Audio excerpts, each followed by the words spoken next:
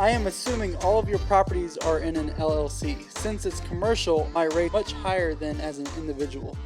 Have you found a way to get lower rates? Also, do you do 20 or 30-year refis? Yeah.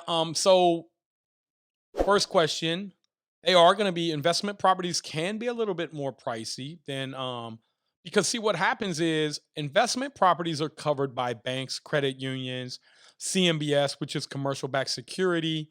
And so right now we just did a CMBS refinance. It was 3.74, which then a normal loan was about 300 basis points. So they're always going to be a little bit higher, but that's okay. As far as finding a way to get them cheaper, there are several ways. One, if your assets are big enough, you can go to an insurance company and they can back it.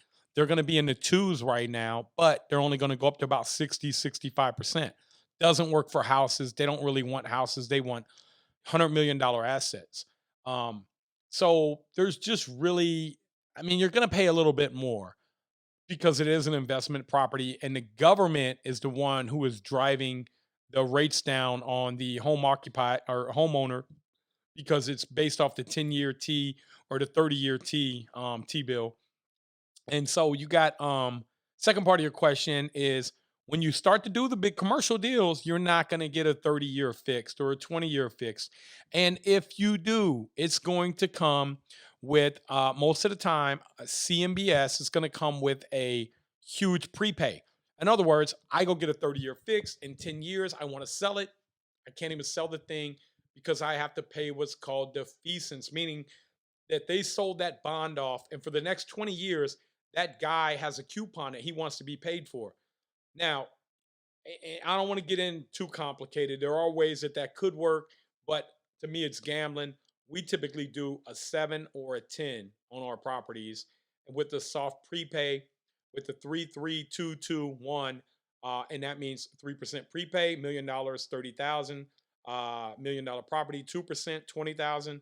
And then year 5, your 1% prepay is 10,000 on a million. What is the best option for buying a house with bad credit?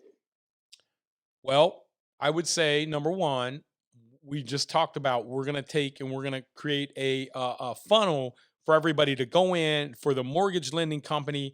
Some of them are going to go over to this slot and some of them are going to go into this slot. The ones like you who have bad credit, we are going to find people to help you fix your credit. We're going to find out why. Actually, we got a call with a guy who I think is amazing, man. I know a lot about fixing credit because in 2013 I was bankrupt. My credit score was a 3 or 400. It was low as it can get. I had everything on there. So I had to figure out I was going to these credit repair companies and I was talking to people and they just didn't know. So I started researching, I started brainstorming, I started asking questions. I started just being me, pushing through like the Kool-Aid man, breaking through walls. And I think we're about the same size too. But hey, I'm gonna lose weight because I ain't ate no lunch. But look, um, if you are not the problem, there is no solution. And I want to tell you guys something, and I want you to remember that if you are working a job, you have value. If you are an entrepreneur, you have already figured that you don't want to work a job. But if you're working a job for somebody, you're working a job for essentially an entrepreneur that has said, "Hey, you know what? This guy can make me money." They hired you because you can make them money. What if you decide, "Hey, I don't want him making money off me anymore. I want to keep all the money." Called becoming an entrepreneur. So you gotta just find ways to push through. If you got bad credit, let's look at fixing it. When I had bad credit and I couldn't fix it immediately, what did I do? I went and partnered with somebody that didn't have bad credit. I said, here's my strengths. I know how to find deals. I know how to renovate them. I got my own property management company. I got my own construction company, my own maintenance division. I know how to do everything, but my credit sucks. And I just came out of bankruptcy. But I know how to make a lot of money in real estate. And I was able to partner with people because they believed in me, because they knew I knew what I knew. And I just went bankrupt because of some unforeseen circumstances by me being over leveraged in industrial properties with single asset tenants. So find a way to clean your credit up or partner with somebody. Should I start with an LLC? Man, I mean, starting with LLC is hard because a lot of lenders aren't going to let you borrow out of there. So, man, I got to know where you're at. First off, Don't even start an LLC until you understand what your goal is, your 5-year goal, which I'm going to show you step by step, creating this home study course. Look at this. I got my buddy Khalid over here. You can't even see Khalid, man. And lucky for you, man, because looks like he just crawled out of bed. No, I'm just kidding, brother. But look, you know, we're going to create some great content for you. We don't even want you to just go out and start getting started and doing things. It's like going and getting ready for a race. Or let's say you're a car and you're getting ready for a race.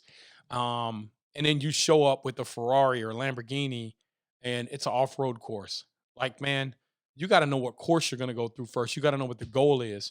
And the guy pulls up in a raggedy F-150, but he beats you because he showed up with the right equipment. So we want you to know what kind of equipment you're going to need, but you'd have to understand the goal first. We're going to get that to you. Sure, you hit the like button, subscribe to our channel, Nate Barger on YouTube, and hit the bell, and you'll be notified on any new videos that come out.